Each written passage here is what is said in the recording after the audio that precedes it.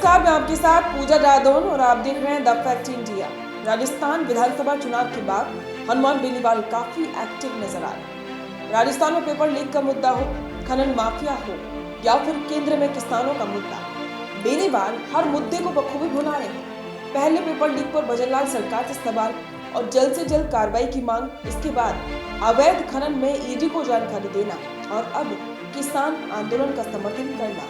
इससे साफ होता है कि कांग्रेस का तो पता नहीं, लेकिन सही विपक्ष की भूमिका हनुमान बेनीवाल निभा रहे। देखो माननीय सदस्य, मेरा एक मिनट निवेदन, दो प्रश्न आपको अनुमति दी, दो पूछ लिए। देखिए सर, आप बहुत हमारा संरक्षण पहले भी करते थे। एक मिनट बोरा जी, एक मिनट। आपको बिना अनुमति के कोई नहीं बोलेगा। अध्यक्ष महोदय, आपको संघर्ष करते हुए हमने देखा यहाँ पे, इसलिए मैं पूछ रहा हूँ आपसे। मेरा लास्ट सवाल है मंत्री जी से, क्या कांग्रेस की तर्ज पे आप भी मिलाजुली का खेल करोगे? अरे ये मेरा आरोप है। माननीय सदस्य बैठिए। आप सीबीआई जांच कराएं इन मामलों की। माननीय सदस्य अंकित नहीं होगा।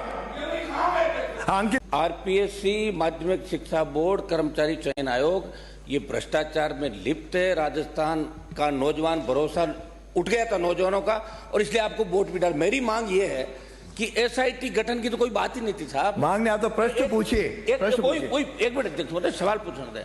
मामला ये था, आप जब चुनाव में गए तो आपने कहा था जैसे हमारी सरकार आएगी हम सीबीआई जांच करेंगे। मेरा थोड़ा सा एक एक करके दो सवाल पूछ लो, एक साथ पूछूं, आप बताइए अध्यक्ष महोदय, एक एक करके आधा मिनट का। पहला प्रश्न, दो प्रश्न। मेरा मंत्री जी, विधानसभा चुनाव के वक्त उन्होंने साफ कहा था कि वे भाजपा और कांग्रेस के साथ गठबंधन नहीं करेंगे, वे अपनी पार्टी को ही मजबूत बनाएंगे। अब बेनीवाल के कदम से कुछ ऐसा ही लग रहा है, वे अपनी पार्टी को मजबूत करने में जुटे हुए हैं, क्योंकि कहीं ना कहीं उनकी पार्टी पर एक जाति और एक क्षेत्र विशेष की पार्टी होने का टैग लगा हुआ। इसे दूर करने का वो लगातार प्रयास कर रहे हैं। इसके कई उदाहरण हाल ही में राजस्थान में बजरी से जुड़ी अवैध खनन और परिवहन के मामले में अब ईडी ने बड़ी कार्रवाई की। चाहे वो पिछली गहलोत सरकार हो या फिर पहले की वसुंधरा सरकार, दोनों ही सरकारों में मेघराज सिंह का दबदबा रहा है। बजरी किंग के रूप में पूरे प्रदेश में एक व्यापारी का ही नाम आता है, वो है मेघराज सिंह शेखावत।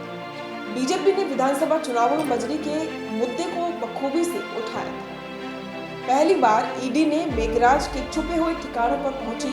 इस पूरे प्रकरण में हनुमान बेनीवाल का भी किरदार सामने आ रहा है। बेनीवाल खुद कई बार मेघराज सिंह के मुद्दे को उठा चुके हैं। बेनीवाल ने बताया कि उन्होंने राजस्थान में बजरी माफिया के खिलाफ कुछ दस्तावेजों को कुछ महत्वपूर्ण तथ्यों के साथ वित्त सचिव को सौंपा था। हनुमान बेनीवाल ने इस संबंध में कहा है कि उनके बहस के बाद राजस्थान सरकार और ईडी ने अब कार्रवाई की। उन्होंने कहा कि ईडी का प्रवेश राजस्थान में अरबों के राजस्व की हानि और अन्य आर्थिक अपराधों के मामलों में हुआ। बेनीवाल ने कहा कि ईडी को माफिया और उनके सहयोगी नेताओं की खदान और अन्य मामलों में गहराई से जांच करने की आवश्यकता है और इसीलिए वे अब ईडी का साथ दे रहे हैं। इस पर आपके विचार हमारे साथ जरूर साझा करें। बने रहें द फैक्ट इंडिया के साथ।